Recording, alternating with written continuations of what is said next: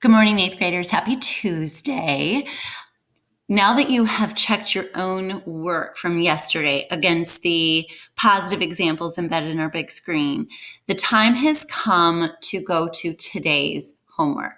So again, you've checked your work, and now we're ready to go to not one, but two charts. The first chart today requires that you reconstruct the negative examples from yesterday's chart. So again, our instructions will require us to copy and paste the non-examples here. Next to each statement, we need to provide an abstract noun for the statement or create one, and that will go here. We'll then need to rewrite the theme for each of our non-examples here. So we'll need to take what we know about an effective theme and reconstruct these non-examples to make them new and improved examples. And then we can go back and compare them to the positive examples from yesterday. So again, you will be doing this with the 4 from yesterday. And to get you guys going, I'll go ahead and talk you through one of these. So obviously here are our positive examples. We each has a highlighted abstract noun. Each has a life lesson. They're all written as complete sentences. There are no commands or demands telling people what to do. And there are no cliches or overly used statements. So I'm going to start with this one. It is a non-example because it's an incomplete sentence and it has only the abstract noun. There's no life lesson attached to it. So I am going to copy it and I'm going to bring it down here and I'm going to paste it. Now, the good news is there is already an abstract noun in it, okay? Because that's all there is. But now I need to add a life lesson. I need to make sure it's not a command. I need to make sure it's not just this overly used statement about life. So I could say, happiness is key. But that, again, doesn't really tell much. I want to make sure that my theme is, in fact, going to be used by people, understood by people, and I want people to be able to take it and apply it to their own lives. So I don't want to start with, you must be happy. Number 1, I've now taken my abstract noun out of it, but 2, I've commanded people. So I do want to, if possible, start with happiness. I'm a huge believer in you make your own success. I don't believe that successful people are happy. I actually believe just the opposite. Happy people are successful. So I'm going to see if I can work that into my life lesson.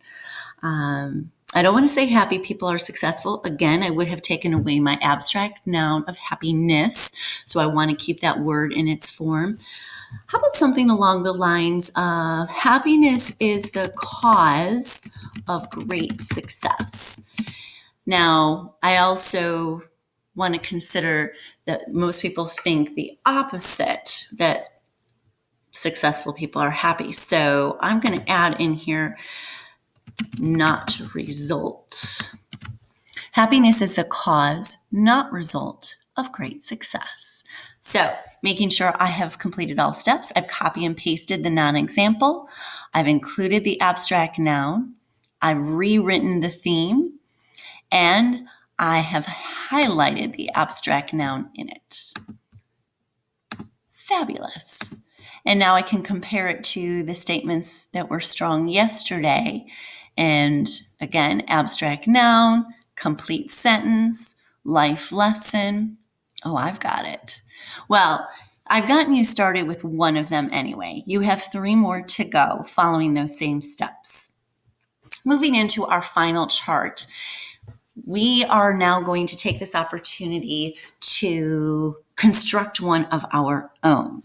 So hopefully you've watched hopefully you're watching this video right now, and keep in mind that you're going to follow instructions that I outline for you, and you're going to want to make sure that you access the document that I will soon be showing you, and then you're going to create your own theme here and then break it down here.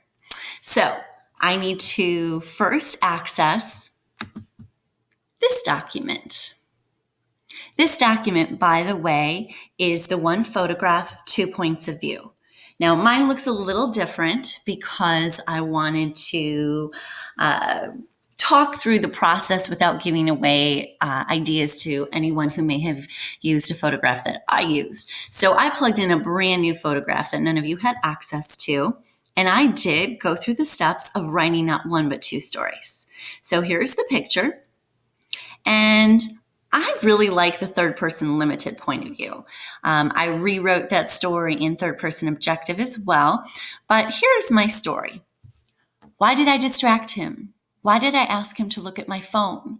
Why did I allow him to take his eyes off the road? All of these undeniable but ever so regretful thoughts filled Lauren's head. No matter how painfully hard she tried, she could not stop reliving the 5 minutes that led up to the tire screeching, gravel thrashing, and silent crying that almost ended in a 2-car collision. Lauren, I need that tire.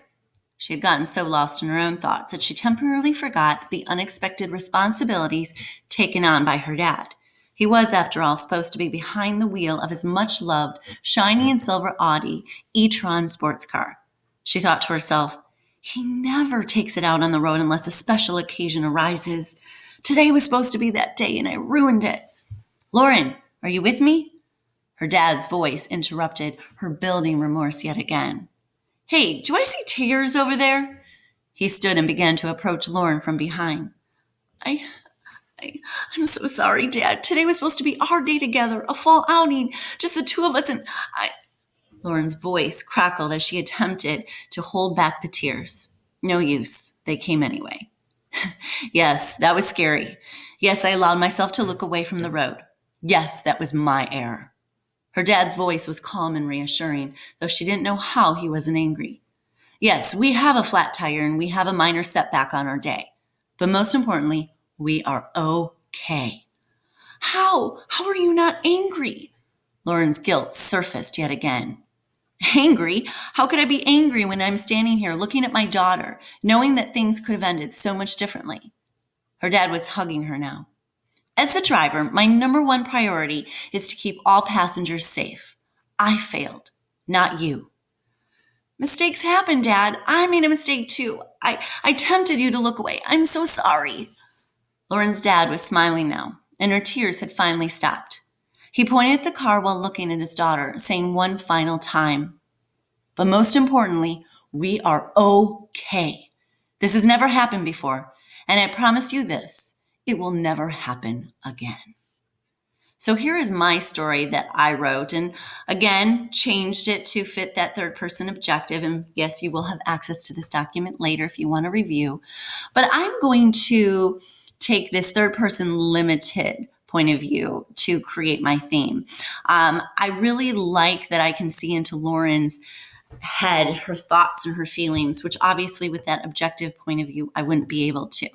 Now, taking all of this, I need to go back to that final chart and I need to create my theme.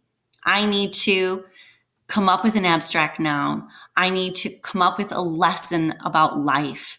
And I need to somehow find a line in my story that would support that.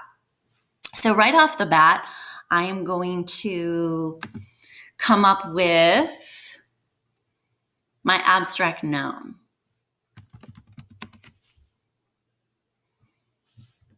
Change. I think of that story and I think of all the times that I have personally been distracted driving or been in a car with somebody who's been distracted, hence my inspiration for the story. And I will tell you, it's scary. And too many times have I had that taste of what it's like to almost have something happen. And so I am a huge believer in change, learning from mistakes. What is my lesson then about life? Well, up here, let's start with creating my theme. A small taste of loss can lead to an important change. That is my theme. I have not in any way commanded somebody to do anything. I have not left it with a single word. And it is supported by my story. Where is my abstract noun? Oh yeah, it's right here. Now you'll notice that I actually started by creating my abstract noun.